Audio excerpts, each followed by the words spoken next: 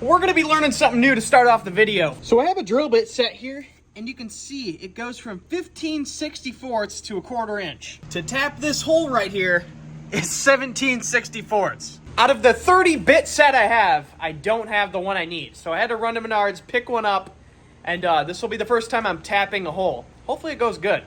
And if it cracks it, we're in for trouble.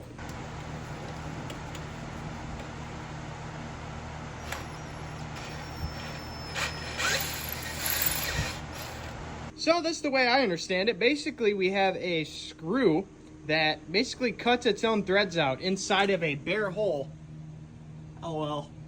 I drilled that out, and basically now we just put this in there and twist it till we hit the bottom. And then we should have new threads. So I made a mechanical error. I forgot to put oil on when I put the threads in there. I mean, it didn't seem to affect it at all. It just didn't lube it up. Or we did tap it in there. Now is the moment of truth to see if it worked. Alrighty, you can see the bolt is in there. We had to put a few washers, but she's good. I'm honestly surprised how good that went. She just threaded right in just like any other bolt. You learn something new every day. One more thing under my belt that I can do. Really wishing I had a vise right now because I gotta drill this out bigger because my bolt is bigger. It'd be really nice if I had like a nice table and a vise. We're just rocking with plastic like lawn tables for now. Oh well, let's get her done. So got the wheel off. Now we got access to the inner fender. So this is the boot we got to replace, and this whole pipe will now be gold. I made sure to put a bucket under here so we can go ahead and reuse the coolant. I'm kidding. Yeah, let's pull this boot off and drain the coolant, and then when we're done with that, I think we can go ahead and switch the coolant tank out too, which would be this bad boy right here. I'm probably gonna get myself soaked doing this, so. Oh. Maybe it all drained out already. Pretty sure it drained out already because the other day I did the thermostat and a lot came out, but I still have a ton in the tank. That's what I don't really understand. So yeah, you guys probably are thinking like, Dalton, there shouldn't be coolant coming out of here. I just figured that out. There's actually a drain right here that we're gonna try and get undone, but I'm kind of scared to see how this coolant looks because it could look really bad. It actually looks really good. As you can see, it looks just like the deck's cool. Let's see, how far? Oh, we getting there. So once this is fully empty, I can take this thing off and we can replace it with the cool one. Alrighty, we're one step closer to finishing this bad boy. There's literally 2 connections and 1 sensor. Now this, to me, is a little concerning. You see the top is clear, the bottom is black. That is not good. I don't know why. The truck doesn't have any blow-by. The coolant tube is not hard when I go to grab it in the morning. The coolant probably hasn't been changed the whole truck's life, which is 220,000 miles, so let's just use that excuse. But while I have all this stuff out, I am going to run some distilled water through the intercooler and drain it out. Even though all this stuff looks pretty clean, I'm just going to do it because, you know, I'm here. Alrighty, boys, if we, actually I got to throw the sensor in first. Oh my god, that's going to look sick, dude. Oh, I'm so hyped. I'm gonna start tearing up. I've never had a motor this nice. That's awesome. It's kind of cool to see how these sensors work. So basically, when you so say you're filling up, this is the bottom of your coolant tank, you fill it up, it knows your truck has coolant. And basically, when your truck burns enough coolant, the sensor goes off because this magnet in here isn't touching. It's kind of interesting just to see how a stupid sensor like this works. But yeah, we're gonna go ahead and throw it in the coolant tank. I'm going to wrap some Teflon tape around it because I don't want it leaking out of here. They give you arrows to show you that this is up. Alright, you guys should be able to see me. We're going to wrap this John up in Teflon. Okay, so the coolant tank sits like this. We want the arrows pointing up.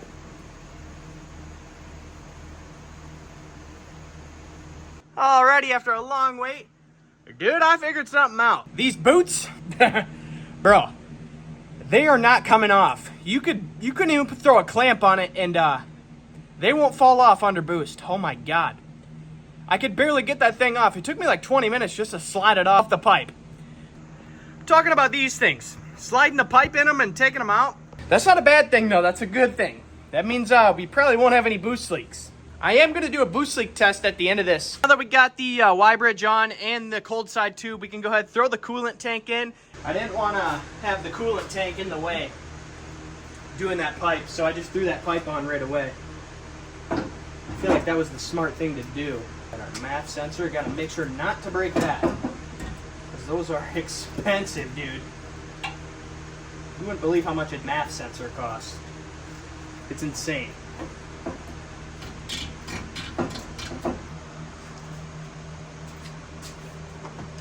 We take our screwdriver, tighten her up.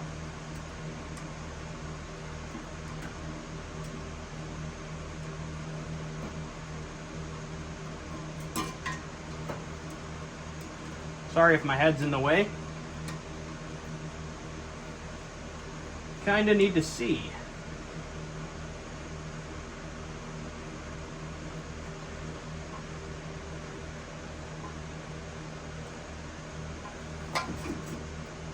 That ain't going nowhere, brother. We gotta hook up this thing. I think I'm gonna give all the lines like a quick wipe down just because they don't look the best. One of these days I'll do a full frame off and trying to figure out how I want all the hose clamps, because obviously I don't want people to like see them. Next thing I gotta do, I gotta throw the battery bracket back in and then the other tab that connects to here with the bracket. We got the coolant tank in there. We got that boost tube up. I think I'm gonna take this off. This originally sat on the factory piping and it just doesn't look good.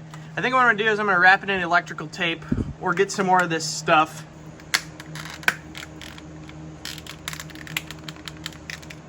It's not appealing, that's for sure. Okay. Man, you know how much stuff I've touched on this truck? I really hope we start up with no check engine lights. Let me just say that. So we're gonna go ahead and take this tube out, which you can see comes all the way down here to right here. And we're gonna take the boot off of the intercooler. We'll throw our gold one up in there, and I'm actually gonna replace one more injector while I'm in here. Just ratcheting my life away. Ratcheting it away. Oh yeah.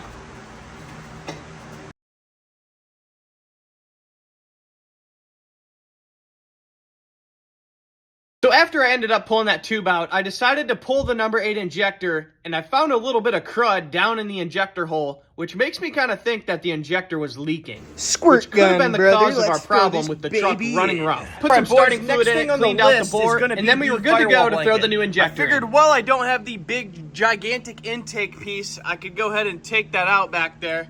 And then we could go ahead and throw our new one in that we have from PPE that I actually got off of HSP's website. So if you guys want one of these, go to hspdiesel.com. So we got our original blanket out. As you can see, the PPE one looks a lot nicer, and I'm pretty sure it's actually bigger. I looked up some reviews online, and it actually makes inside the cab a lot quieter. So I'm curious to see if that's actually true. I made sure to throw on a long sleeve and some gloves because that thing's made out of fiberglass, and I don't want to be messing with that. So I still have a little piece right here. You can see there's a clip holding it in. Basically, it's these clips all the way along the side of it. So you can see right here how there's threads popping out of the wall. Basically, all you do is these clips just slide right on the threads and hold the blanket on. A lot easier of a job than I thought it was going to be. Let's hope I can route this thing somewhat easy. I got to make sure I don't wrap it around the oil tubes or anything.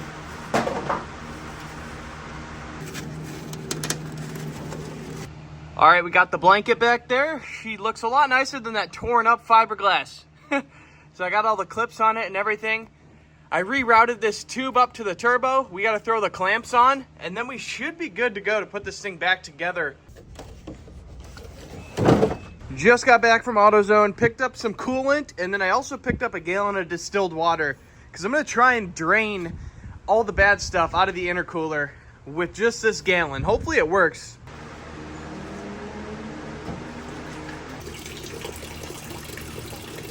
I'm going to put my plug back in, and then we should be good to go.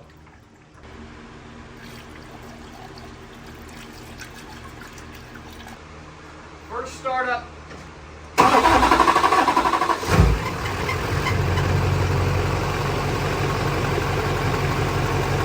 All right, boys, we got the mouthpiece on there loosely because I want to fit the intake in here. All right, so I was wondering why it was running weird. You see that arrow? It's supposed to be the flow of the air. So I had the MAP sensor in. The MAP sensor only fits in one way here. See that little thing in the middle?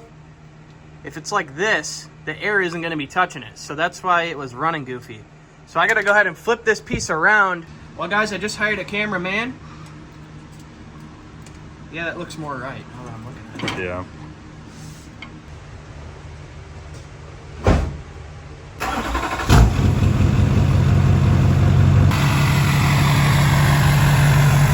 Well, boys, it is time I can finally film a clip with the truck out of the garage.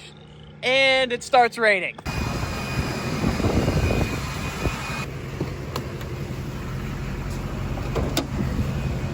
Got a little sneak peek right there.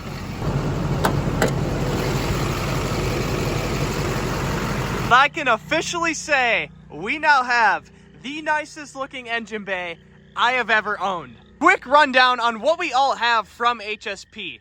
We got the full intake with the turbo mouthpiece. We got the coolant reservoir tank. I got the Y-bridge with the bolts so it doesn't come out. We polished the turbo face, which you can't even really tell. The other colors override it with how cool they are. The cold side tube. We got the hot side tube. Thermostat housing, which totally takes that ugly tube that I showed you guys out of the engine bay. The fuse box cover. Brake reservoir cover, and then we have this nice billet cap from HSP. We got the PPE firewall blanket back there. We don't have to look at the ugly fiberglass anymore. Man, this makes me so happy. I've never had something that looks this good before. At this point, I can't get rid of this truck. I have to keep it. I still have a lift kit to put on. I gotta get a set of wheels for it. I mean, this thing, let's show you guys from far away how good it's looking right now. We just threw in new headlights. We put fog lights on it. Fully painted it ourselves. I mean, she is looking good. Those track bars, I will admit, they hang a little low, but we got a lift kit coming.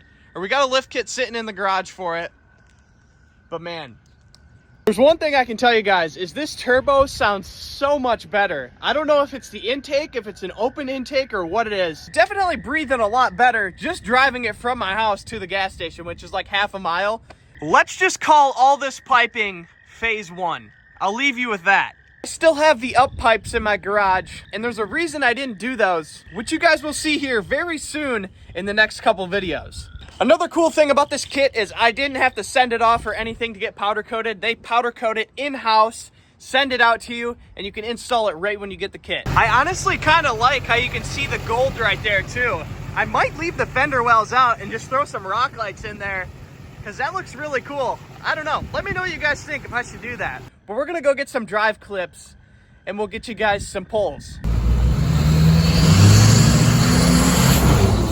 All right, we got down to Mexico. Let's do a pole.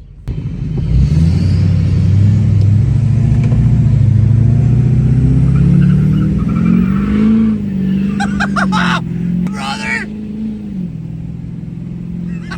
That's a stock tune, by the way. We are not tuned yet, and she's that rowdy.